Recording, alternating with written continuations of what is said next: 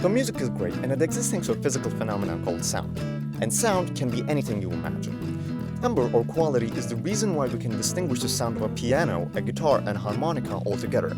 They're playing the same notes in the same pitch, but they are still distinguishable from each other because they have a different timbre. So let's say we have a choir named Tenacious A. Don't ask me about the name.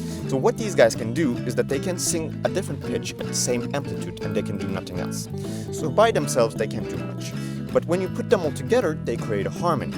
And this can be explained by a method called Fourier analysis.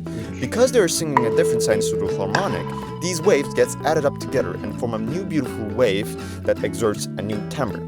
So you can think of Fourier analysis as a mathematical showcase of what a prism does to light.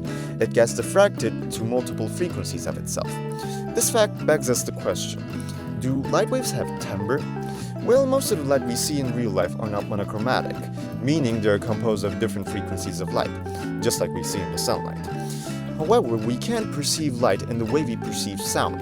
First of all, light doesn't have an octave span. The visible light spectrum is vaguely between 400 and 700 nanometers, which is smaller than an octave. Secondly, eyes and ears don't work the same. The ears work with a broad range of hair cells that are awesome at detecting different frequencies. However, eyes only have 4 cell types. These are rod cells and LMS cells, which are usually called RGB for red, green, and blue. Which is not exactly true, but it gives us a good approximation, because the intensity of the cells peak closer to those points. And I say an approximation since cones cannot really generate all colors. For example, the color pink doesn't exist. I'm not kidding, it doesn't have a specific frequency that you can create with a monochromatic light source, but the complication of different wavelengths of light causes us to perceive the color pink. However, this cause of complications does not happen in the Fourier analysis.